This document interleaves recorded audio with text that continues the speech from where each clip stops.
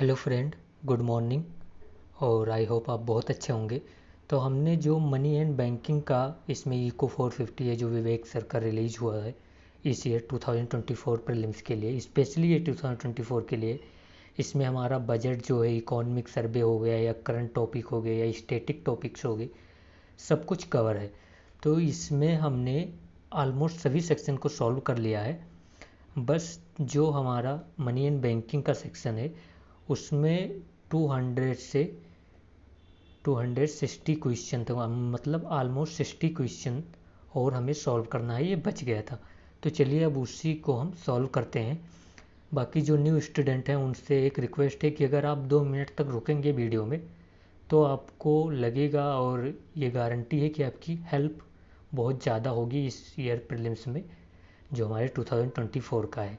ठीक है, तो चलिए स्टार्ट करते हैं हम अब हमारे 200 क्वेश्चन से।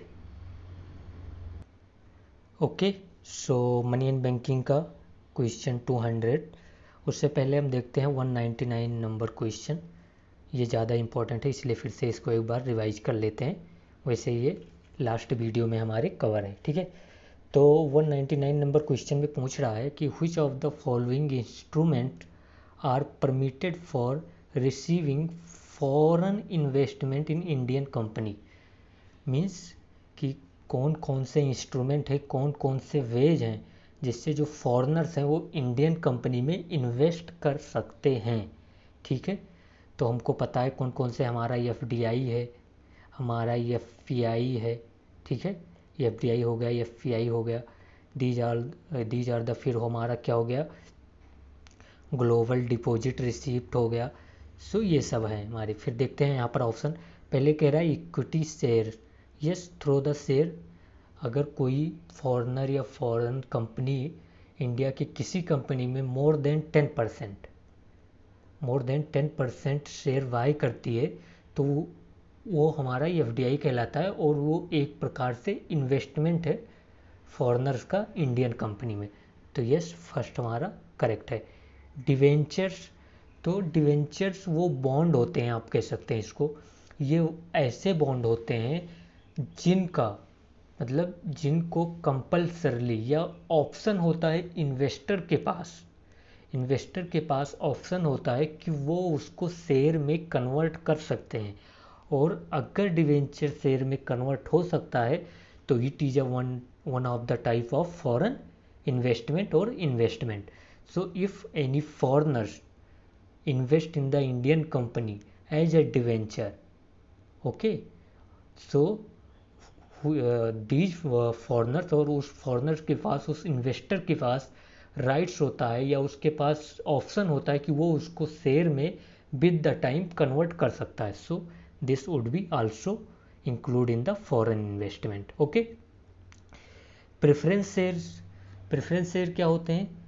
ये ऐसे शेयर होते हैं, इट इज़ अ शेयर। तो शेयर है तो ये तो फॉरेन इन्वेस्टमेंट होगा, बट इसमें प्रेफरेंस शेयर मतलब इनको प्रेफरेंस होता है, इनको ऐसा प्रेफरेंस होता है कि जब भी डिविडेंड डिस्ट्रीब्यूट किया जाएगा कंपनी के द्वारा तो इन शेयर होल्डर को डिविडेंड पहले दिया जाएगा। ठीक है, and one more thing is that कि whenever the company is wind up, मतलब जब भी कंपनी बंद होने के कगार पे आएगी तो सबसे पहले इन्हीं लोगों का ख्याल रखा जाता है। इनको पहले पैसा रिटर्न किया जाता है, इन शेयर होल्डर को पहले पैसा रिटर्न किया जाता है। तो डिविडेंड में भी प्रेफरेंस होता है इनको, और कैपिटल में भी जब कंपनी बंद होने वाली होती है, जब वाइंड अप हो जाती है, उसके जो भी कैपिटल मशीनरी होते हैं वो कंपनी जब सेल कहते हैं कि लिक्विडिफिकेशन होता है, उसको सेल किया जाता है, तब उसका जो पैसा आएगा सबसे पहले इनको रिटर्न किया जाएगा। ठीक है, फिर शेयर वारंट, तो ये भी हमारा एक प्रकार का शेयर ही है, तो ये फॉरेन इन्वेस्टमेंट में। फिर शेयर वारंट क्या होता है? शेयर वारंट ऐसा आप इसे समझिए कि जैसे ये कोई फॉरेन इन्वेस्टर्स है, ठीक है, और ये इंडियन कंपनी है, तो ये एक एग्रीमेंट होता है। फॉरेन इन्वेस्टर या इन्वेस्टर भी कह सकते हैं, तो चाहे फॉरेन इन्वेस्टर हुआ, जो इन्वेस्टर को इंडिया में अलाउड है वो फॉरेनर को भी अलाउड है, तो वो फॉरेन इन्वेस्टमेंट कहा जाएगा। ठीक है, तो ये एक ऐसा एग्रीमेंट होगा इंडियन कंपनी और फॉरेन इन्वेस्टर के बीच कि जो इंडियन कंपनी है वो ऑब्लाइज्ड है, वो उसको कंपल्सरली शेयर सेल करना पड़ेगा, शेयर सेल करना पड़ेगा फॉरेन इन्वेस्टर्स को इन द फ्यूचर। ओके, मतलब मान लीजिए कि फॉरेन इन्वेस्टर आया इंडियन कंपनी में और बोला कि देखो मुझे आपके 50 शेयर चाहिए और ये हमको चाहिए 50 रुपये में या 50 पर डॉलर, ठीक है, 50 पर डॉलर, 50 शेयर हमको चाहिए। लेकिन मैं अभी ये शेयर नहीं चाहता, मैं चाहता हूँ कि आज जो 1 जून है तो हमको ये शेयर दे दो 30 जून को, या अगले साल मुझे ये शेयर चाहिए। तो अभी हम आपसे एग्रीमेंट कर रहे हैं, बट हमको शेयर आप फ्यूचर में डिलीवर करेंगे और मैं फ्यूचर में आपको पैसा पे करूँगा। ऑफकोर्स कुछ एग्रीमेंट मनी होगी, कुछ इनिशियल मनी दिया जाएगा इन्वेस्टर के द्वारा इंडियन कंपनीज को, बट जो फुल मनी है वो तभी दिया जाएगा जब शेयर डिलीवर करेंगे। और जो इन्वेस्टर होता है उसके पास फुल राइट होता है कि वो फ्यूचर में वो शेयर खरीदे या ना खरीदे। ओके, तो yes it is also include in the foreign investment. Okay, so इसमें हमारा आंसर क्या हो जाएगा, ऑल ऑफ द अबव। फिर न्यू जो हमारे स्टूडेंट हैं उनसे कहना चाहूँगा कि 1-2 मिनट आपको लग सकता है अटपटा, अभी मैं भी पेस में नहीं आया हूँ, तो अभी जब 1-2 क्वेश्चन हो जाएंगे उसके बाद हम एक अच्छी स्पीड पकड़ लेंगे तो हमारा सब कुछ सही होगा, ठीक है। और आपका ऐसा मत सोचिए कि आपका कुछ घाटा होना है, आपको बेनिफिट ही होगा इससे, ठीक है। फिर 200 देखते हैं। 200 कह रहा है कि which of the following can be treated as a FDI? FDI is a foreign investment which change the capital and liability, asset and liability of the company. Okay, जब एसेट एंड लाइबिलिटी के, तो it is a generally non डेप्ट creating foreign investment, means it is a not a loan. Okay, it is not a loan, it is a non-debt creating foreign investment. Okay, and more than 10% invested in any Indian company by the foreigners or foreign company. Okay, so now will we see the option. First कह रहा है कि investment in central and state government securities. तो एक बात आपको बिल्कुल याद रखना है कि FDI is not allowed in the government securities, as we know that government securities and bond are the, what are these are the debt, these are the debt financing for by the government, so these are one types of loan, or if it is a loan so FDI would be not allowed in this, तो first would be incorrect। सिर्फ इतना याद रखिए कि FDI is not allowed और FDI investor are not allowed to purchase debt securities और government securities. Okay, तो first incorrect हो गया, तो ये भी गया हमारा, ये भी गया हमारा, ठीक है। तो अब सेकंड कह रहे हैं कि the foreign currency convertible bonds. Foreign currency मतलब these are the bond first of all which are denominated in the foreign currency, means dollar में इशू किए जाते हैं। These are the bond issued by the Indian company, okay, Indian company और residence company in the overseas और in the international market in foreign currency. So there is a one term is convertible means these can be convert by the investors in the share, these are the same as we have seen the in the debenture option almost these. देखो थोड़ा जो minor difference होगा वो होगा, ये share market के जो बहुत से मतलब डीपली थोड़ा पूछ रहा है, बट हमको बिल्कुल माइनर डिफरेंस में नहीं जाना है। यूपीएससी कुछ हद तक ही हम प्रिपेयर कर सकते हैं, अगर वो बिल्कुल शेयर मार्केट के बिल्कुल डीप में पहुंच जाएगा तो हम जब वो माइनर डिफरेंस पूछने लगेगा तो कोई नहीं कर पाएगा, आप ही नहीं, कोई भी नहीं कर पाएगा, ठीक है। अब वो अलग बात है, कोई पूरा दिन शेयर मार्केट में घुसा रहता हो तो उसको पता हो, बाकी तो आपको इसमें टेंशन नहीं लेने का। जो दिन भर शेयर मार्केट में घुसा रहेगा तो उसको अदर पार्ट में नहीं आता होगा, ठीक है। तो yes, convertible means these are the bond which can be converted in the share, so these will be of course include in the EFDI, okay. फिर third is saying that global depository receipt. देखो ये मैं आपको कई बार बता चुका हूँ last videos में, बट अगर आपने नहीं देखा है तो मैं आपको अभी बता दूँ कि आपको बहुत सारे ऐसे हो सकते हैं कि आपको समझ ना आए टर्मिनोलॉजीज, तो आप पहले वाले वीडियो देख लेते हैं तो ज़्यादा अच्छा होगा। बाकी मैं ट्राई फुल करूँगा कि आपको समझ में आ जाए। तो ग्लोबल डिपॉजिटरी रिसिप्ट मतलब आप समझते हैं। अब देखिए, मान लीजिए ये इंडियन कंपनीज है, ये एक इंडिया की कंपनी है, टाटा जी की कंपनी है, ठीक है। टाटा जी की कंपनी है। अब टाटा जी चाहते हैं कि वो कहीं, जैसे ये यूएसए में, टाटा जी चाहते हैं कि यूएसए में उनका शेयर इशू हो, वो अपने कंपनी का शेयर यूएसए में इशू कर पाएँ और कैपिटल ला पाएँ। तो इसके लिए टाटा जी को या तो डायरेक्ट यूएसए की जो नास्डक है, आई थिंक नास्डक शेयर मार्केट जो है वहाँ का, उसमें इनको लिस्टेड करना पड़ेगा, ठीक है। जो कि अभी तक कुछ दिनों तक अलाउड नहीं था, अब अलाउड है कि डायरेक्टली जो इंडियन कंपनीज हैं वो फॉरेन जो हमारे शेयर मार्केट हैं उनमें लिस्टेड हो सकती है, उसमें लिस्ट करके शेयर इशू कर सकती हैं। बट पहले ये ऑप्शन नहीं था।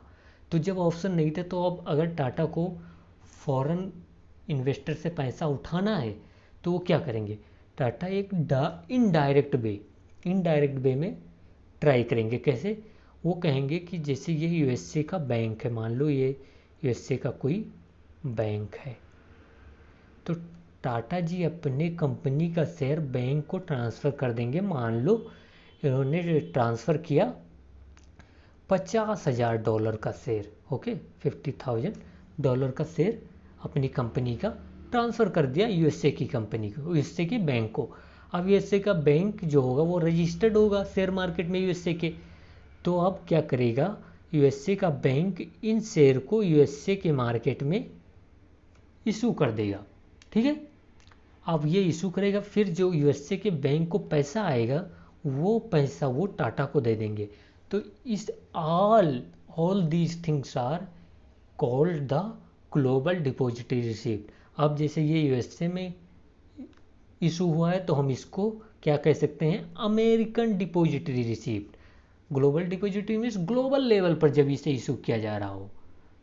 अमेरिकन डिपॉजिटरी रिसिप्ट जब ये अमेरिका में पार्टिकुलरली जब इंडियन कंपनी अपना शेयर ट्रांसफ़र करे अमेरिका के बैंक को और अमेरिकन बैंक शेयर इशू करके इंडियन कंपनी को लाकर पैसा दे, ठीक है।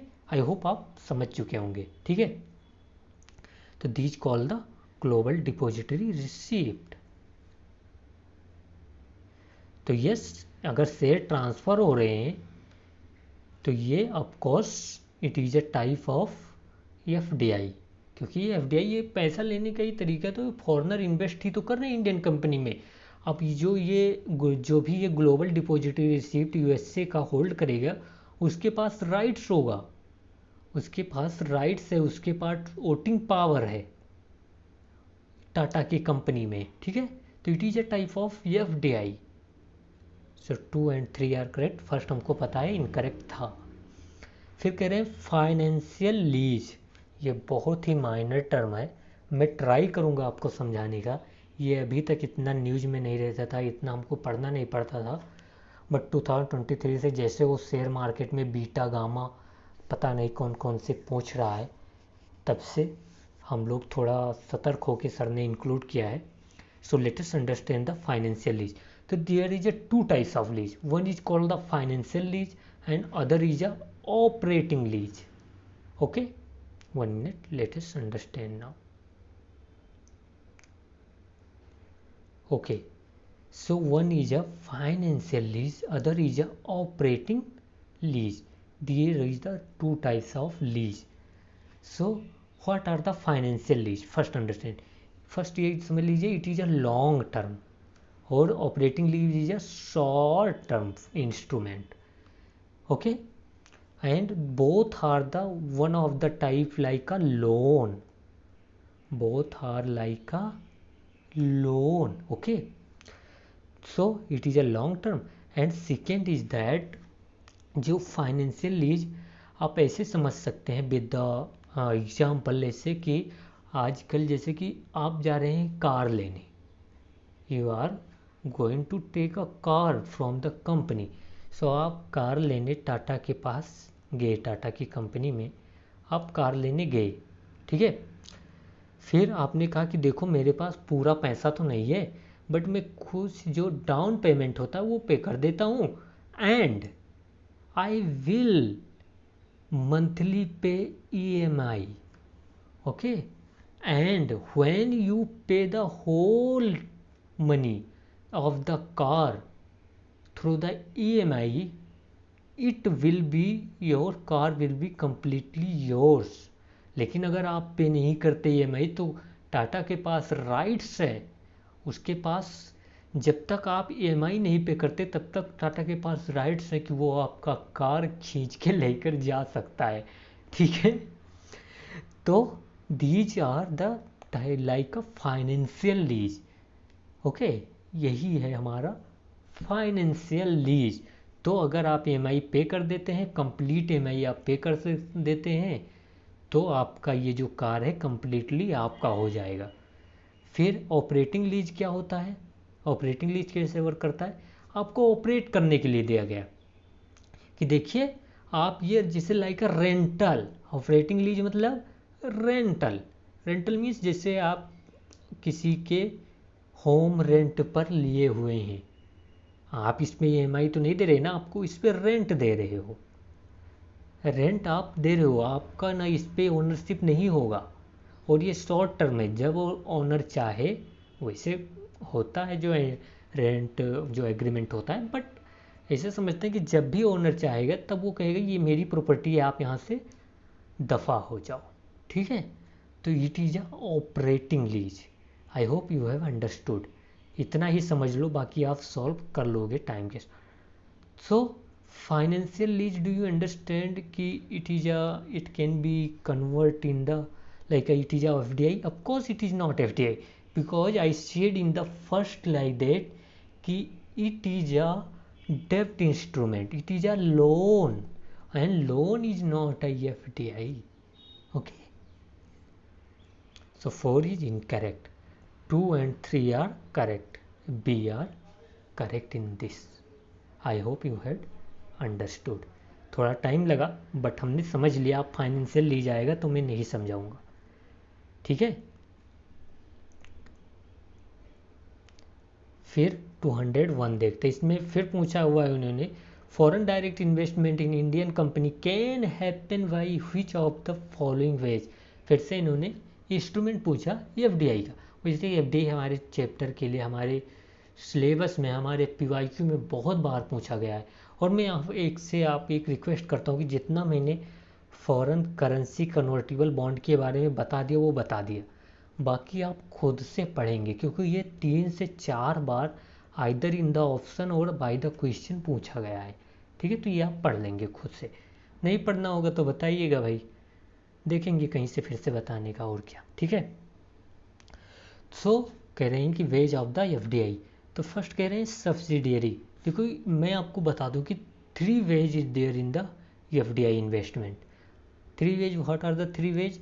First is the of course subsidiary. Subsidiary मतलब कोई मान लो फॉरेन कंपनी है, वो इंडिया में अपना एक सब्सिडियरी कंपनी ओपन कर रही. सब्सिडियरी मतलब जैसे मान लो ये फॉरेन की कंपनी है, कंप्यूटर की कंपनी है, मान लो ये एप्पल कंपनी है, एप्पल फ़ोन की. ठीक है बहुत हाई ब्रांड ले लिया ना. चलो ठीक है, तो एप्पल की कंपनी है, अब वो अपना एक और ब्रांच इंडिया में ओपन कर रही, तो उसको हम सब्सिडियरी कहेंगे. तो these are the one type of investment.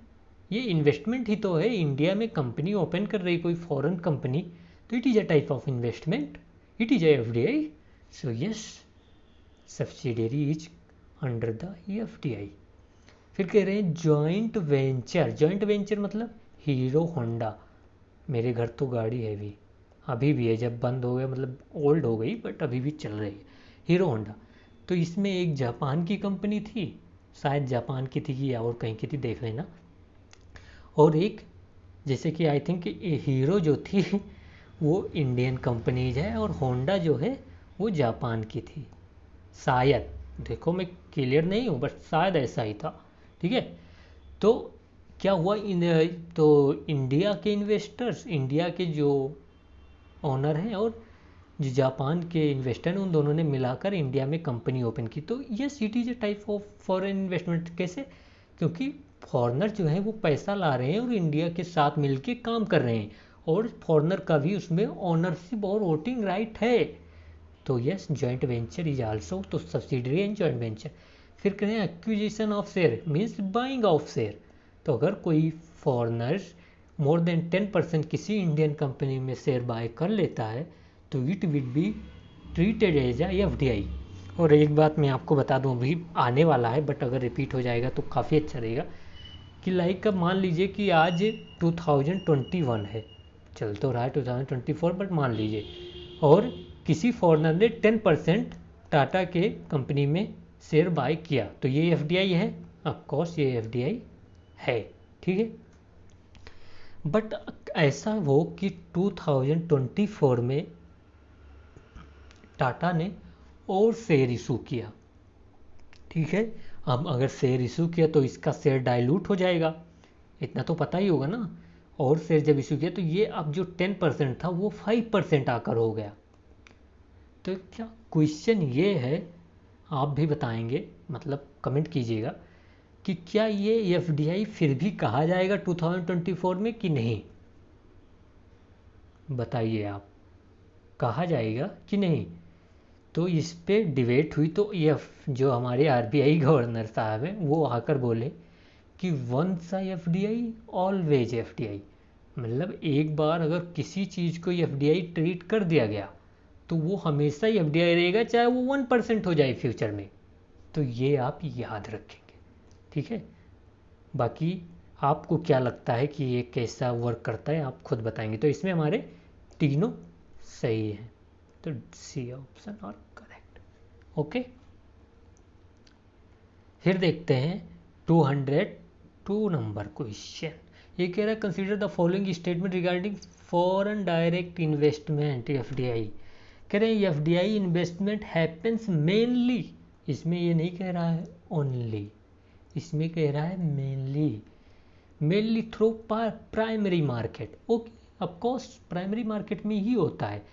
आप जैसे सोचिए कि अगर मैं इन्वेस्टमेंट करना चाहता हूँ बहुत ज़्यादा पैसा, तो मैं डायरेक्टली किसी कंपनी से बात करूँगा, ना कि मैं किसी सेकेंडरी मार्केट में जाकर उसके शेयर बाय करूँगा। मैं सीधा डायरेक्ट कंपनी के पास जाऊँगा और कहूँगा कि हाँ मुझे आपकी कंपनी में इन्वेस्ट करना है और आप मुझे शेयर दे दीजिए। तो वो प्राइमरी मार्केट हुआ, वो आपको डायरेक्टली आप क्या कर रहे हैं कि प्राइमरी मार्केट से आप शेयर, जैसे शेयर इशू हुआ तैसे आप ले रहे हैं, आप सेकेंडरी मार्केट में बाइंग सेलिंग से नहीं। तो yes, it is happened mainly through the primary market. फिर कह रही है FDI investment is about equity securities. Yes, FDI investment क्या होता है अगर आप जानते हैं तो FDI investment is a share, it is equity which give the rights of voting and ownership. Okay, Hindi वालों आप तो समझ ही जाते होंगे इतना यार कि ओनरशिप, राइट्स, वोटिंग पावर, ये सब तो ऑफकोर्स मतलब हर कोई समझ जाता है। ठीक है, फिर कह रहे हैं कि FDI investment can happen through convertible debenture. देखो फिर कोई कन्वर्टिबल बॉन्ड आ गया, इसीलिए मैं कह रहा हूँ आप पढ़ेंगे उसको, फॉरेन करेंसी कन्वर्टिबल बॉन्ड क्या होता है ये? It under this investor has a right, investors has a right to convert, और investor you can say more preferential word, you can say investor has a option to convert these bond in the share, or when these bond will be converted in the share this would be included in the FDI. Okay, so yes it is also is FDI. तो 1, 2 and 3 are correct. देखो एक question FDI से इस बार आने का chances हैं, तो आप पढ़ के जाएंगे, ठीक है। तो डी इसमें करेक्ट था हमारा। मुझे लगता है ज़्यादा टाइम ले रहा हूँ, बट आई होप कि ये ज़्यादा आपके लिए यूज़फुल होगा। अगर मैं वैसे बताते चल तो बता भी सकता हूँ। अभी मैं आपको 30 क्वेश्चन या जितना भी होगा कराऊंगा, आप कमेंट करेंगे प्लीज़। इस बार आप कमेंट करेंगे और बताएंगे कि मुझे थोड़ा फास्ट करना चाहिए या आप फास्ट करके देख सकते हैं, मुझे ऐसे समझा के चलना चाहिए। आप कमेंट करेंगे ये, ठीक है। ज़रूर कमेंट करिएगा। एक लोग भी देख रहे हैं तो आप कमेंट करेंगे, एक ही अगर देख रहा है तो कमेंट करके जाइए। 203 correct. Consider the following statement regarding foreign portfolio investor. FPI means any foreign investor who are investing in Indian company less than 10% share and bond में इन्वेस्ट कर रहा है कोई फॉरेनर्स इंडियन कंपनी में, ठीक है। तो हम देखते हैं, कह रहा है कि इसके बारे में हमको बताना, कह रहा है FPI is mainly into secondary market. Of course जो FDI होता है, FDI होता है, फॉरेन डायरेक्ट इन्वेस्टमेंट होता है, वो प्राइमरी मार्केट के थ्रू मेनली होता है। और जो FPI होता है वो मेनली सेकेंडरी मार्केट, मतलब वो buying and selling of the share करते हैं और थोड़े थोड़े पैसे में अपना ये थोड़ा सा इन्वेस्टमेंट लेकर, मतलब जैसे कि थोड़ा सा डिफरेंस जैसे उनको मिलता है, जैसे 2% पे ख़रीदा उन्होंने, मान लीजिए कि उन्होंने 50 रुपये में ख़रीदा, 51 हो गया तो वो बेचकर निकल जाएंगे सेकेंडरी मार्केट में दूसरे को, ये और उनका ये बेनिफिट और प्रॉफिट हो जाएगा। तो yes it is mainly happened in the secondary market. फिर कह रहे हैं कि FPI इन्वेस्टमेंट में, देखते रहना, में happen in primary market. Of course कोई 10 लेस देन 10% शेयर तो खरीद सकता है ना डायरेक्टली कंपनी से, जब प्राय वो कंपनी शेयर इशू करे, ऑफ कोर्स खरीद सकता है। तो yes it is also correct, 1 and 2 are correct. फिर कह रहे हैं थर्ड में, they can invest both in the डेब्ट एंड इक्विटी। मैंने आपको बताया था कि they can invest both in the डेब्ट of course and in the equity up to 10%, क्योंकि अगर मोर देन 10% हुआ तो वो तो शेयर में इंक्लूड हो जाएगा। तो they can invest in the both, okay. So all of the above are correct. I hope आप समझ चुके होंगे, ठीक है। अब 204 देखते हैं। इतनी गर्मी है ना, सीरियसली बता रहा हूँ, फ़ैन चला नहीं सकता और बिल्कुल हालत ख़राब है। गिव मी 1 मिनट प्लीज़, पानी पीता हूँ थोड़ा। ओके सो 204 नंबर देखते हैं। ये कह रहा है consider the following statement. First इसमें क्या कह रहा है, देखिए, कह रहा है कि जो फॉरेन पोर्टफोलियो इन्वेस्टमेंट होते हैं, मतलब FPI are more volatile than FDI। Of course FPI जो वाले लोग होते हैं वो बहुत वोलाटाइल होते हैं, मतलब थोड़ा सा रिस्क उन्होंने देखा तो वो अपना पैसा निकाल कर भाग चलेंगे, बट FDI वाले ऐसा नहीं कर सकते। पूछो कैसे? ऐसे कि जैसे देखो, ये पहली बात तो बहुत ज़्यादा पैसा लेकर आ गए, दूसरी बात इनके पास ओनर हैं, ये लोन देने वाले नहीं, ये ओनर हैं उस कंपनी के, और ओनर कैसे भाग जाएंगे? ये टेक्नोलॉजी के साथ आते हैं, ये लॉन्ग टर्म इन्वेस्टमेंट के लिए आते हैं और लॉन्ग टर्म बेनिफिट के लिए आते हैं, ठीक है। तो ये इतने जल्दी भाग नहीं सकते, समझ रहे हो? तो फर्स्ट इज करेक्ट। सेकंड कह रहे हैं FDI investor can easily sell. Of course they can not easily sell यार। अब मान लीजिए कोई $2 लाख का शेयर बाय किया है टाटा में, अब भाई उसको इतना जल्दी थोड़ी ना कोई मिलेगा $2 लाख का खरीदने वाला शेयर जो सेल करके निकल जाएंगे, ऐसा नहीं है, वो पॉसिबल है। तो 2 इज इनकरेक्ट। फिर कह रहे हैं कि foreign portfolio investment is a sector specific. Foreign portfolio नहीं, FDI जो होता है वो सेक्टर स्पेसिफिक होता है, ठीक है। सेक्टर स्पेसिफिक मतलब अगर steel company of India would be invested in the mainly in the steel company of the USA, और steel company of the USA mainly invest in the steel company of India, वो pizza burger में invest नहीं करने जाएंगे, क्योंकि उनके पास steel के regarding technologies है, स्टील के रिकॉर्डिंग उनको नॉलेज है, स्टील की रिकॉर्डिंग उनकी मार्केट है। तो एफडीआई जो होता है वो सेक्टर इस पे, और एफपीआई क्या होता है वो तो जिसमें ज़्यादा उनको इंटरेस्ट मिल रहा है, जिसमें उनको बेनिफिट है, वहीं एफपीआई वाले भाग खड़े होते हैं। ओके, तो ये लोग धोखेबाज होते हैं एफपीआई वाले, ठीक है। देखो भाई, वो मेरा कोई एक्स्ट्रा मेन नहीं है कि हाँ किसी को वैसा बोलो, बस समझाने के लिए बोलो। फिर कहें FDI investment in general target the capital market, so it is also incorrect. Okay, so yes it would be incorrect. Capital market जो होता है वो एफपीआई कैपिटल प्रोवाइड कराते हैं। सो इसमें हमारा सही क्या हो जाएगा, 1 हो जाएगा। Only 1 would be correct in this. Okay, मैं शायद अच्छे से समझा चुका हूँ। इसमें मुझे आपको चार्ट दिखाना था, बट मैं सोच रहा हूँ नहीं दिखाता हूँ क्योंकि आप समझ चुके हैं। बाकी आप नेट पर जाएंगे, चार्ट सर्च करेंगे कि जैसे एफडीआई वर्सेस एफपीआई, तो आपको चार्ट मिल जाएगा। बाकी अगर देखते हैं अभी मतलब लास्ट में यह देख लेंगे ये चार्ट, तो हमारा रिवीजन हो जाएगा second time with in 1 hours. फिर देखते हैं 205, कंसीडर द फॉलोइंग स्टेटमेंट। कह रहे कि a foreign portfolio investor can maximum invest 10% in an Indian economy. Yes, ये हमको पता है, जो एफपीआई वाले होते हैं वो 10% तक इंडियन इकोनॉमी में, इंडियन कंपनी में वो इन्वेस्ट कर सकते हैं, ठीक है, अप टू 10%। फिर कह रहे हैं कि when foreign investment in an Indian company is more than 10% is treated FDI. ये तो मैं दोनों आपको पहले बता चुका हूँ, तो दोनों करेक्ट है। मैं नहीं चाहता कि इस पर आपको ज़्यादा फिर से वो रिपीट करूँगा। फिर 206 करें, consider the following statement regarding the FDI. फिर से एफडीआई आ गया हमारा।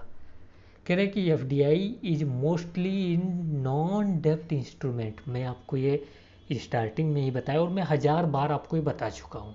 एफडीआई इज नॉन डेप्ट इंस्ट्रूमेंट, नॉन डेप्ट इंस्ट्रूमेंट, नॉन डेप्ट इंस्ट्रूमेंट, इसीलिए ये बॉन्ड में नहीं आ सकता, बॉन्ड में ये इन्वेस्ट नहीं करते, ठीक है। तो फर्स्ट इज करेक्ट। सेकंड कह रहा है कि if an earlier FDI investment of more than 10% comes below 10% then it will be treated as FPI। मैंने आपको क्या बताया था कि आरबीआई गवर्नर ने क्या कहा कि once a FDI always FDI. एक बार का एफडीआई अगर कुछ हो गया, जिसको एफडीआई मान लिया गया, वो हमेशा एफडीआई होगा, चाहे वो 10% फ्यूचर में होता है या 1% होता है। तो ये इनकरेक्ट, तो ओनली 1 आर करेक्ट। ओके, 207 देखते हैं। ये कह रहा है कि okay, FDI require SEBI approval और लाइसेंस। देखो, एफडीआई के लिए 2 रूट होते हैं। ओके, एफडीआई के कितने रूट होते हैं, 2 रूट होते हैं। तो एक होता है ऑटोमेटिक रूट। तो in automatic route there is a not require approval. Okay, तो in automatic route approval of SEBI is not required. In like you can understand, in automatic route no one approval is required, but in approval route another is a approval route. In this government specific ministries and department is required, means अगर FDI हमारे agriculture sector में आ रहा है, किसी agriculture specific, तो agriculture specific ministry department का approval लेना होगा। अगर कॉमर्स मिनिस्ट्री में आ रहा है तो कॉमर्स मिनिस्ट्री का लेना होगा। और एक बात और याद रखेंगे कि अगर मोर देन 5000, ओके, आप ऐसा ही समझ लीजिए कि मोर देन, अगर यहाँ पर क्या है कि मोर देन $5000, आई थिंक, या 5000 कितना है, मैं थोड़ा लिमिट भूल गया, आई थिंक $5000 ही होगा। $5000 या $5 मिलियन, $5000 मिलियन है आई थिंक, देख लीजिएगा आपको। अगर इससे ज़्यादा ही एफडीआई लाना है तो जो cabinet committee on economic affairs है उसका अप्रूवल चाहिए, जो कि पीएम चेयर करते हैं, ठीक है। ये अभी आगे आएगा तो हम देख लेंगे, कोई ज़्यादा नहीं। तो फर्स्ट तो इनकरेक्ट है। फिर सेकंड देखिए, कह रहा है कि एफपीआई जो होता है हमारा फॉरेन पोर्टफोलियो इन्वेस्टर जो होते हैं उनको सेबी का अप्रूवल और लाइसेंस लेना पड़ता है। तो यस इट इज़ करेक्ट, जो एफपीआई वाले लोग होंगे उनको सेबी का लेना पड़ेगा क्योंकि वो बॉन्ड में इन्वेस्ट करते हैं, अप टू 10% इन्वेस्ट करते हैं, सेकेंडरी मार्केट में करते हैं, तो सेबी रिक्वायर्ड। फिर कह रहे हैं FDI and FPI both require RBI approval license. नहीं यार ऐसा कुछ नहीं है, तो 2 are correct only in this. फिर आगे देखते हैं, consider the FDI and FPI कह रहे हैं कि FDI get attracted by higher economic growth. Of course अगर मान लीजिए कि स्टील सेक्टर इंडिया में बहुत ज़्यादा ग्रो कर रहा है,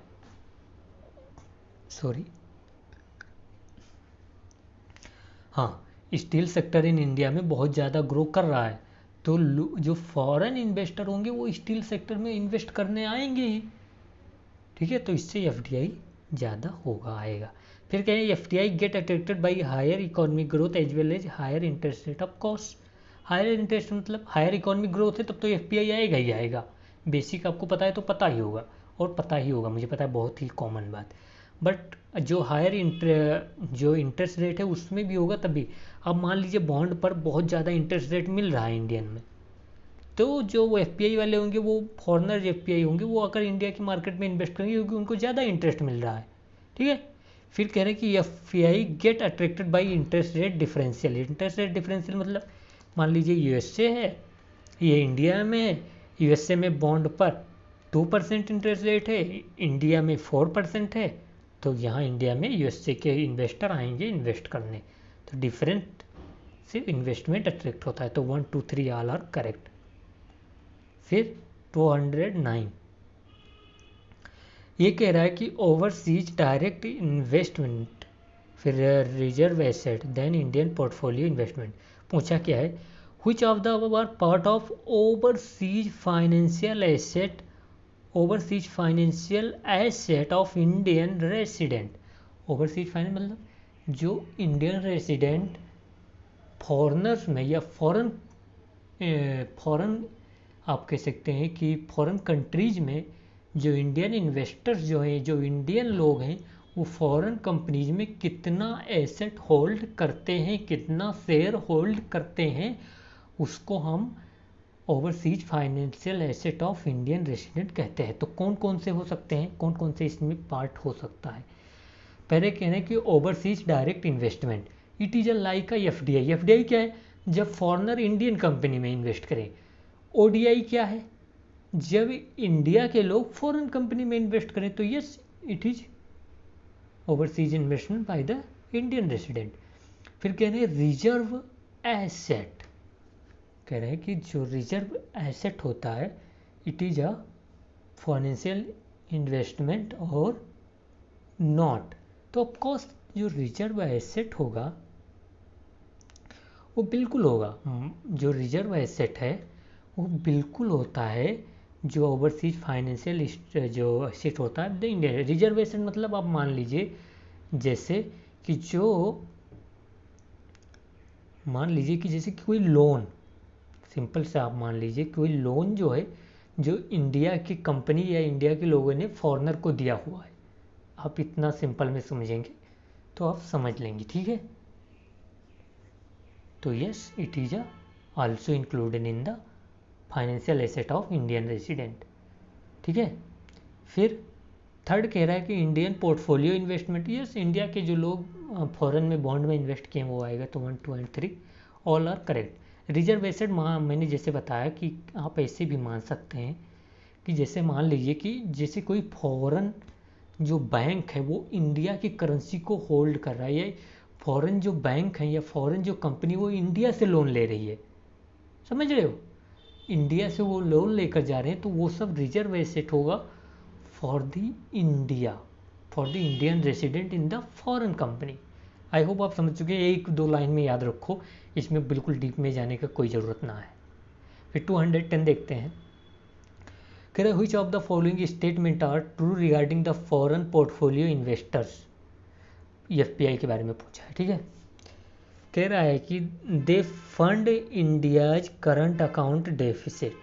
ऑफकोर्स मतलब हमको पता है एफपीआई एफडीआई हमारे बैलेंस ऑफ पेमेंट में कैपिटल का पार्ट होता है, बट जो हमारा करंट अकाउंट डेफिसिट है उसको तो ये फंड करते हैं, क्योंकि हमारा करंट अकाउंट अगर डेफिसिट माइनस में है और ये एफडीआई एफपीआई अगर आ रहा है तो ये पैसा तो इन्हीं डेफिसिट को फुल करने में जाएगा ना, इसी को कम करने में जाएगा, इसी को फाइनेंस करने में जाएगा। जो ये एफडीआई का पैसा होगा, जो माइनस हमारे जो हमने इंपोर्ट ज़्यादा कर लिया, एक्सपोर्ट कम हो गया, उसके रीजन से हमारा करंट अकाउंट डेफिसिट हो गया, तो इसका मतलब करंट अकाउंट डेफिसिट मतलब डॉलर जो है मार्केट में वो कम हो गया। अब ये डॉलर की पूर्ति कहाँ से करेंगे? जो ये एफडीआई एंड एफपीआई से पैसा आया उससे ट्रांसफ़र कर देंगे तो करंट अकाउंट डेफिसिट हमारा ब्रिज हो जाएगा। Okay, so yes it is correct. But एक बात याद रखना, एफडीआई एफपीआई कैपिटल अकाउंट में आते हैं, okay, but they can be use to finance the current account deficit. बहुत बार बता चुका। देखो आप स्पीड तेज कर सकते हो यूट्यूब से अगर आपको धीरे लग रहा हो तो। फिर कहें कि they help in achieving government disinvestment target. Of course जो एफपीआई होते हैं वो बॉन्ड में इन्वेस्ट कर सकते हैं, अगर गवर्नमेंट जो होती है या बॉन्ड और शेयर में दोनों में इन्वेस्टमेंट कर सकते हैं एफपीआई वाले, अप टू 10% शेयर में भी। तो अगर गवर्नमेंट कोई कंपनी का कोई पीएसयू का, सेंट्रल पीएसयू का मान लीजिए डिसइन्वेस्टमेंट करे, डिसइन्वेस्टमेंट मतलब लार्जेस्ट शेयर होल्डिंग, मतलब अप टू 50% या more than 50% share holding government PSU का सेल कर रही है प्राइवेट को, तो जो ये एफपीआई वाले हैं वो अलाउड हैं कि वो शेयर बाय कर लें। तो ये भी हमारा सही है, तो बोथ आर करेक्ट। फिर देखते हैं, कह रहे हैं कि दे आर लाइबल टू पे कैपिटल गेन टैक्स। सबको एफपीआई वाले लाइबल होते हैं यार, ये टैक्स वाला याद रखना, क्योंकि आजकल बहुत ज़्यादा खुजली मची है यूपीएससी को हाई टैक्स करने में, ठीक है। तो all of the above are correct. फिर कह रहे हैं कि foreign direct investment in India under government route, मैंने बताया था दो रूट होते हैं, एक गवर्नमेंट या अप्रूवल रूट होता है और एक ऑटोमेटिक रूट होता है। तो government route is approved by which of the following agency. तो कह रहे हैं कि गवर्नमेंट रूट कौन सी एजेंसी अप्रूव करती है, ठीक है। तो याद, ये मैं जो बताऊंगा उसको आप वन लाइनर ऐसे ही याद रखेंगे। तो जो गवर्नमेंट रूट है वो अप्रूव किया जाता है रिस्पेक्टिव एडमिनिस्ट्रेटिव डिपार्टमेंट और मिनिस्ट्री, ठीक है, ऐसे ही याद रखिए। यस, वो जो मैं उस समय आपको बताया था। तो अगर गवर्नमेंट रूट से अगर less than 5,000, okay, less than 5,000 crore rupees है तो मिनिस्ट्री, रिस्पेक्टिव मिनिस्ट्री है, एग्रीकल्चर है तो एग्रीकल्चर, कॉमर्स है तो कॉमर्स मिनिस्ट्री अप्रूव करेगी। लेकिन अगर मोर देन 5,000 करोड़ आ गया तो क्या करेंगे? तो जो cabinet committee on economic affairs है वही कमेटी है जो हमारे एमएसपी को क्या करती है, जो एमएसपी का फाइनल जो प्राइस होगा वो डिसाइड करती है। तो इसको चेयर कौन करते हैं? पीएम, ऑनरेबल प्राइम मिनिस्टर जी। तो उनको अप्रूवल चाहिए जब मोर देन 5,000 करोड़ इन्वेस्टमेंट करना है, ठीक है। तो ये हो गया। 212 कह रहा है which of the following instrument can be considered as a external commercial borrowing. External commercial borrowing is borrowing by the Indians और Indian company in the dollar, in the foreign currency, in the foreign country, simple term, okay. तो कौन कौन से part हैं external commercial borrowing के? Trade credit, मुझे पता है शायद ये आपको पता ना हो, मैं ट्राई करूँगा समझाने का। देखिए, अगर आपको नहीं समझ में आता तो कमेंट कीजिएगा, मैं फिर आपको बताऊँगा एक स्पेशल वीडियो में, ठीक है। तो ट्रेड क्रेडिट क्या होता है देखते हैं, ये इंपॉर्टेंट मुझे लगता है पूछ सकता है यूपीएससी। तो ट्रेड क्रेडिट एक ऐसा ऑप्शन मान लीजिए कि जैसे ये कोई इंडिया का मान लीजिए सेलर है, ये इंडिया का सेलर है या इंडिया की कंपनी है कोई, या इंडिया का बैंक है कोई, और ये क्या है, ये फॉरेन का कोई मान लीजिए यूएसए का, ये एक बायर है या फिर लोन टेकर है या कुछ भी आप मान सकते हैं, ठीक है। तो ट्रेड क्रेडिट क्या होगा, सेलर मान लीजिए कि गुड्स जो है, अभी सेलर और बायर में देखते हैं, ये गुड्स जो है इसमें एक ऐसा ये एग्रीमेंट होता है सेलर और बायर के बीच, it is a agreement between seller and buyer that, कि देखो भाई तुम मुझे क्या करो कि 5000 या 50 जो है 50 बोतल जो वाटर की है मान लो मुझे दे दो, ये कहेगा कि मुझे $50 आप एक्सपोर्ट कर दो और मैं आपका जो पैसा है वो बाद में पे करूँगा, I will pay your money later. So ये जो एग्रीमेंट का प्रोसेस होगा वो ट्रेड क्रेडिट के थ्रू होगा। और ये आप ऐसा भी समझ सकते हैं कि इसमें ऐसा भी हो सकता है कि जब ये एग्रीमेंट होगा तो इसको जो ये बायर है वो बायर जो है उसको ये पैसा हो सकता है कि सेलर अलाउ करे कि देखो भाई मुझे पैसा मत देना, बट ये बैंक है मेरा, आप इस बैंक को पे कर देना पैसा फ्यूचर डेट पे, मुझे ना देकर आप फ्यूचर डेट पे बैंक को पे कर देना, ठीक है।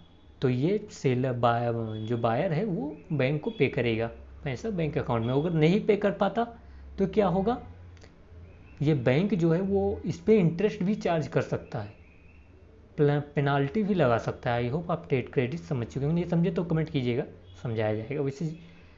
तो yes it is a, you can से it is a external commercial borrowing, एक प्रकार की ये बोरोइंग ही तो हुई, ठीक है।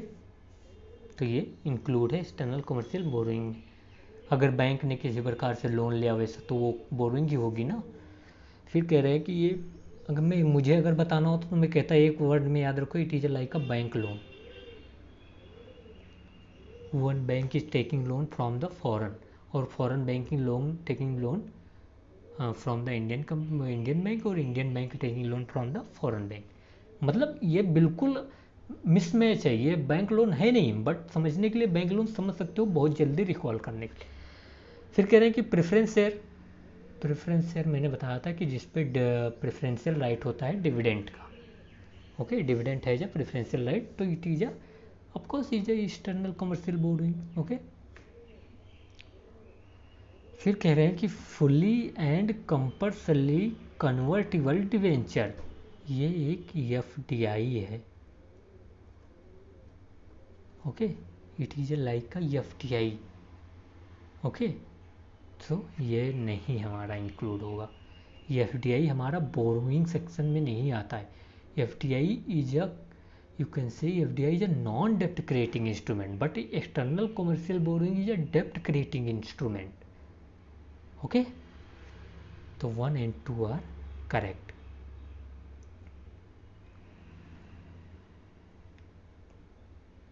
One and to are correct in this, give me 1 minute, okay. तो उसमें हमारा क्या करेक्ट था, 1 and 2। अब हम नेक्स्ट देखते हैं। नेक्स्ट कह रहा है 213 नंबर क्वेश्चन, ये कह रहा है कि consider the following statement regarding external commercial borrowing, फिर से एक्सटर्नल कमर्शियल बोरोइंग आ गया, देखते हैं।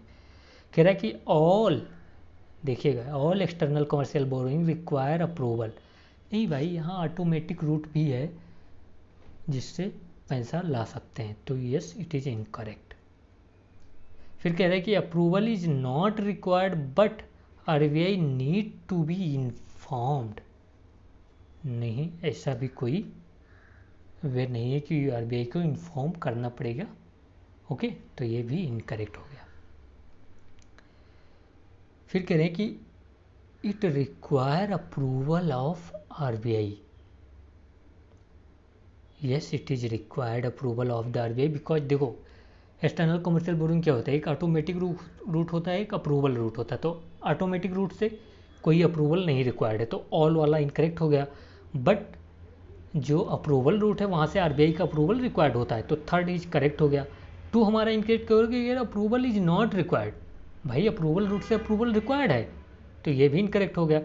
तो थर्ड हमारा करेक्ट। फिर करें कि it require approval of department of economy का, फिर ऐसा कुछ है नहीं यार, आरबीआई का रिक्वायर्ड है,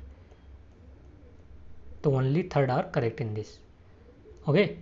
फिर 214 देखते हैं। ये कह रहा है कंसिडर द फॉलोइंग स्टेटमेंट, कह रहा है कि external commercial borrowing is a part of foreign investment in India. External commercial borrowing is a part of foreign investment in India. तो पहले मैंने आपको बताया था कि external commercial borrowing is an dept creating instrument and investment, foreign investment like FDI is a non डेप्ट creating instrument. तो फिर ये कैसे हो सकता है भाई ये external commercial borrowing foreign investment का? बहुत माइनर डिफरेंस है, बट समझने वाले तो समझ जाएंगे भाई। तो ये इनकरेक्ट है हमारा। वही केवल डेप्ट क्रिएटिंग नॉन डेप्ट क्रिएटिंग वाला टर्म थोड़ा अच्छे से समझ लो तो काम हो जाएगा, ठीक है। फिर कह रहे हैं कि फाइनेंशियल लीज, मैं आपको बता चुका हूँ फाइनेंशियल लीज क्या है, और instrument of external commercial borrowing. कह रहे हैं कि जो फाइनेंशियल लीज है it is an instrument of external commercial borrowing. Of course it is A instrument. आप कुछ सामान जो है आप लोन पर लेते हो या ईएमआई पर लेते हो फॉरेनर से, तो ये एक प्रकार का बोरोइंग ही तो है। फिर कह रहे हैं कि फॉरेन करेंसी कन्वर्टिबल बॉन्ड, ये बॉन्ड है बट कन्वर्ट किया जाता है शेयर में, कन्वर्ट किया जा सकता है शेयर में, कैन बी, देख लो यहाँ पहले कह रहा है can be included in the both external commercial borrowing and foreign investment. Of course they can be treated as external commercial borrowing and also can be foreign investment. कैसे? जब तक वो बॉन्ड है तब तक वो एक्सटर्नल कमर्शियल बोरोइंग में आएगा, और जैसे वो शेयर में कन्वर्ट, क्योंकि कन्वर्टेबल है, जैसे शेयर में कन्वर्ट तैसे वो फॉरेन इन्वेस्टमेंट में आ जाएगा, ठीक है। तो 2 and 3 आर करेक्ट, फर्स्ट आज इनकरेक्ट। बहुत अच्छा क्वेश्चन था, याद रखिएगा। ओह सॉरी, 2 and 3 करेक्ट था। 215 कह रहा है consider the following regarding the masala bond. देखो अब तक हमने एक्सटर्नल कमर्शियल बोरोइंग देखा, मैं आपको एक माइनर डिफरेंस बताना चाहता हूँ, उसके बाद आप कभी मसाला बॉन्ड भूलेंगे नहीं, ठीक है। तो चलिए देखते हैं, ये इंपॉर्टेंट है, मसाला बॉन्ड पे क्वेश्चन आ चुका है तो इसलिए देखते हैं। तो ये हो गया हमारा ECB, और ये क्या हो गया हमारा मसाला बॉन्ड। MB से समझ लेना, ये डाटा वाला MB नहीं, मसाला बॉन्ड वाला, ठीक है। तो एक्सटर्नल कमर्शियल बोरोइंग क्या है? पहली बात, it is a borrowing, okay, it is a borrowing, okay, bye the Indian companies और रेसिडेंट, इंडियन कंपनीज और इंडियन रेसिडेंट का आप कह सकते हैं, इन the foreign market in the foreign currency denominated, these are the denominated in the foreign currency bond, या foreign currency bond होंगे या फॉरेन करेंसी में बोरो किए जाते हैं। बट हमारा मसाला बॉन्ड क्या होगा? Masala bond is a denominated in the rupees, यही डिफरेंस है। बोरोइंग दोनों है, masala bond is a type of borrowing, external commercial borrowing is also a borrowing, but external commercial borrowing is denominated in the foreign currency and masala bond denominated in the rupee, okay. So in the external commercial borrowing the borrowers has to take the risk of, borrowers के को ऊपर risk होता है exchange rate का। Exchange rate का किसके पास risk होगा? Borrower के पास रिस्क होगा। बट मसाला बॉन्ड में क्या होगा? जो इन्वेस्टर्स हैं उनके ऊपर रिस्क होता है एक्सचेंज रेट का। आप कहेंगे ये क्या बात हुई, हमको समझ में नहीं आया। तो देखते हैं कैसे इन्वेस्टर के ऊपर रिस्क होता है मसाला बॉन्ड में, ठीक है। ये तो आप समझ चुके हैं, रुपी डिनोमिनेटेड में होता है, फॉरेन कंट्री में इशू किया जाता है लोन के लिए, और जो हमारे इन्वेस्टर होते हैं उन पे एक्सचेंज रेट का रिस्क होता है। अब देखते हैं कैसे रिस्क होता है, ओके। आप मान लीजिए जैसे ये मसाला बॉन्ड है और ये 2017 में इशू किया गया, जब एक्सचेंज रेट था हमारा $1.70, ठीक है, ओके ओके। फिर क्या हुआ, तब कंपनी ने, इंडियन कंपनी ने इशू कर दिया फॉरेन मार्केट में और कहा देखो भाई, हम 70 रुपये इस बॉन्ड पे लिखे हुए हैं, ये 70 रुपये का बॉन्ड है, समझ रहे हो। कहेंगे कि वो 70 रुपये का बॉन्ड है और आज जो है वो डॉलर की प्राइस 70 रुपीज़ है। तो तुम क्या कर सकते हो, $1 मुझे दे दो, पैसा तो भाई डॉलर में ही लेंगे ये लोग, मसाला बॉन्ड वाले पैसा डॉलर में ही लेंगे, लेकिन उस पर लिखे रहेंगे कि देखो रुपये में है, डिनोमिनेटर रुपये में। तो 70 रुपये के इक्वल आप हमको डॉलर दे दीजिए। तो ठीक है भाई, ये 70 रुपीज़ के इक्वल में डॉलर दे देंगे। तो $1 यहाँ पर इंडियन कंपनी को मिल गया, ठीक है। अब मान लीजिए आ गया हमारा 2024, अब हो गया हमारा एक्सचेंज रेट $1.140। मान लीजिए ऐसा होगा नहीं, बट मान लीजिए ऐसा हो गया। तो अब क्या हुआ, अब मान लीजिए कि अगर अब जो फॉरेन इन्वेस्टर्स हैं वो चाहते हैं कि मुझे अब मेच्योरिटी डेट आई, मान लीजिए 2024 में मेच्योरिटी डेट आ गई बॉन्ड की। अब अगर फॉरेनर्स जो हैं वो आते हैं पैसा लेने, क्या करने आते हैं, पैसा लेने, तो क्या होगा यहाँ पर आप समझ सकते हैं कि जो $1 की जो प्राइस है वो आकर अब 140 हो गई है, ठीक है। Give me 1 minute. ओके, तो चलिए देखते हैं। तो हम मान लीजिए 2024 में मेच्योरिटी डेट था और 140 रुपये अब एक्सचेंज रेट हो गया। तो अब हम यहाँ पर क्या देख रहे हैं कि जो 70 का था वो अब 140 हो गया। तो अब मेच्योरिटी डेट पे क्या होगा, ओ यार कुछ समझ में नहीं आ रहा, 1 minute please give me time. Okay, यहीं पे लिखते हैं, हाँ। तो यहाँ पर 140 हो गया।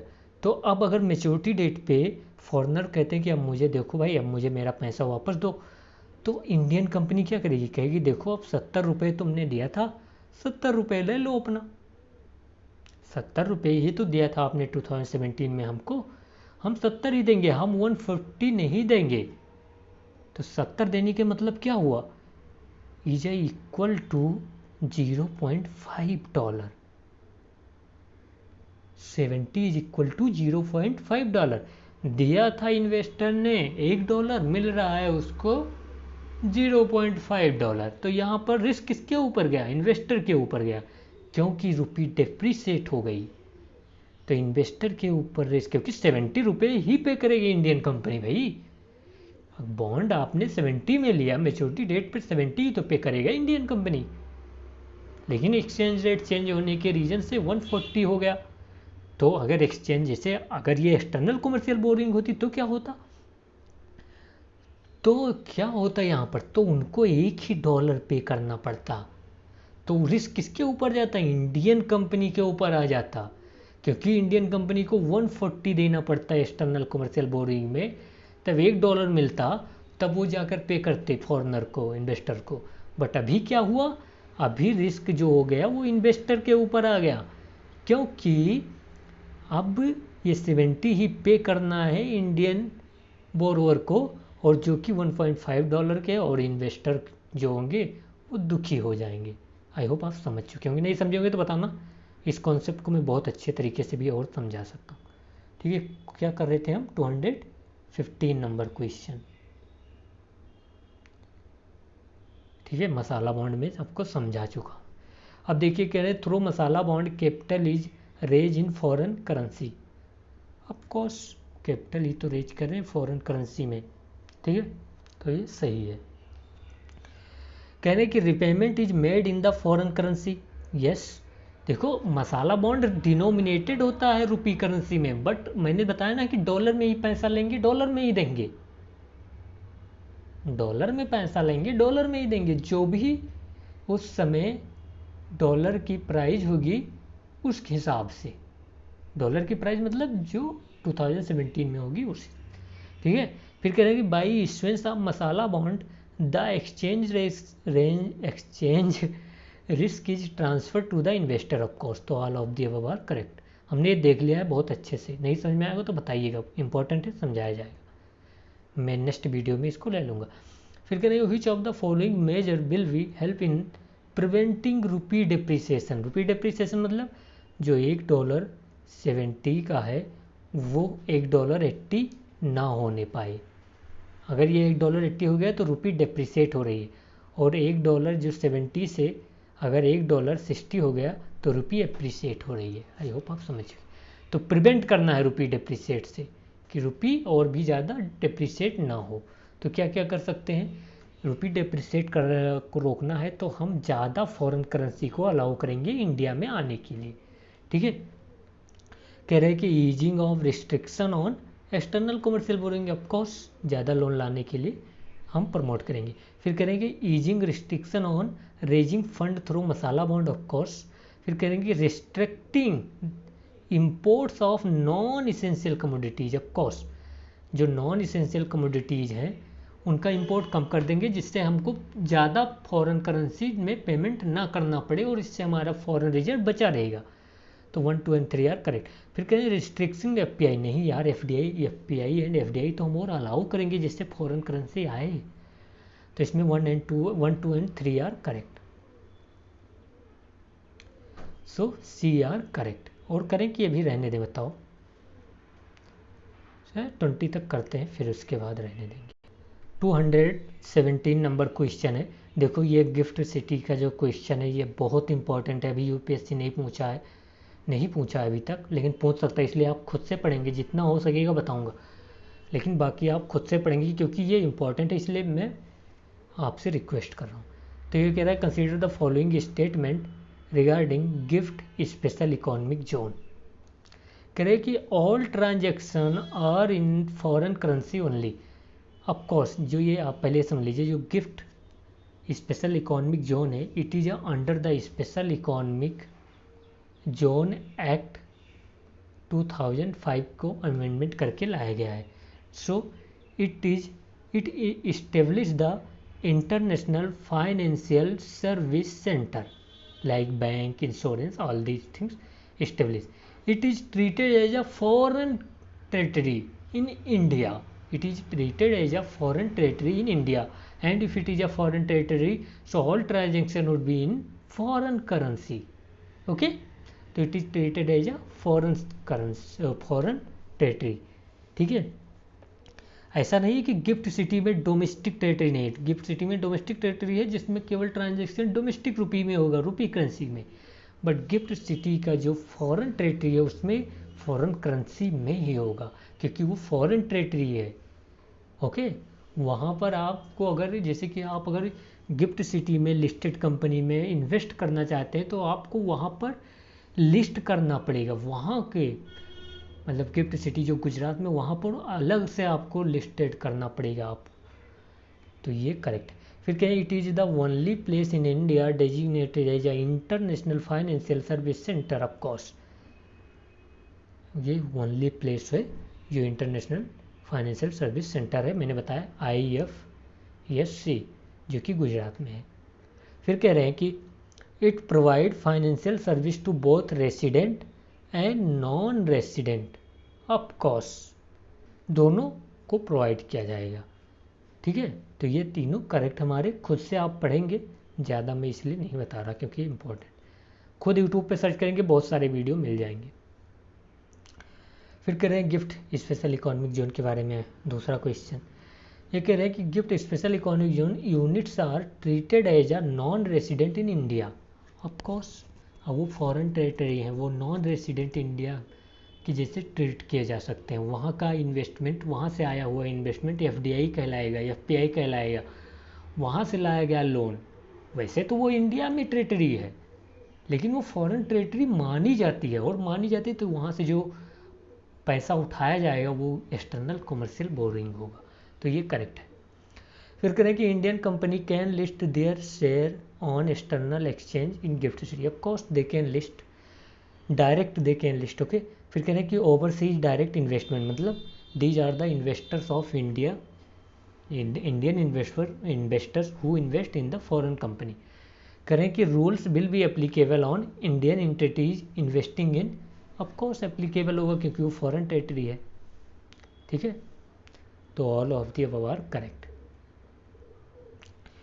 219 देखते हैं। ये कह रहा है कि consider the following statement about the masala bond. ये हमने बहुत अच्छे से किया है तो आपको है। कह रहे हैं कि it may be listed in India. Masala bond can be listed in the India. Of course India की जो गिफ्ट सिटी है उसमें लिस्ट हो सकता है ना, समझ रहे हो। गिफ्ट सिटी जो इंडिया में गुजरात में, उसमें लिस्ट कर लिया गया तो ये इंडिया में लिस्टेड हो गया और फॉरेन टेरिटरी में लिस्टेड हो गया। ठीक है, इंडिया के अंडर फॉरेन टेरिटरी में लिस्टेड हो गया, ऐसा कॉन्सेप्ट है ये। फिर करेंगे मैं लिखा हुआ है यहाँ पर, ये देख लीजिए। फिर करेंगे it is a part of India's external डेप्ट। भाई ये एक बॉन्ड है, एक ये लोन है, तो एक्सटर्नल डेप्ट में तो आएगा ही आएगा ना। तो 1 2 आर करेक्ट। ओके, फिर कह रहे हैं कि masala bond help in financing India's current account deficit. Of course they can help. Foreign currency आ रही है इंडिया में तो वो हेल्प तो कर ही देगा। ओके, तो इसमें क्या हमारा सही हो जाएगा, ऑल ऑफ दी अबव। एक क्वेश्चन लास्ट हम देखते हैं, फिर बाकी नेक्स्ट वीडियो में देखेंगे। भाई गर्मी बहुत है यार, प्लीज़ ट्राई टू अंडरस्टैंड। फिर करें कि strategic investment of PSUs, disinvestment of PSUs के बारे में बताना है।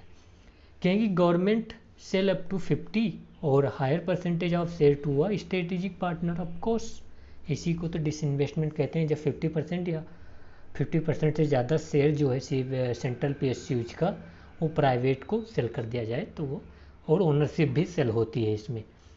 Management control must be transfer to the strategic partner. Of course management control voting right आपको ट्रांसफ़र करना ही पड़ेगा, ओनरशिप ट्रांसफ़र हो रही है ना। फिर करें कि other PSU can bid in the strategic investment process. तो यही बात हुई ना, आसमान से गिरा खजूरी अटका।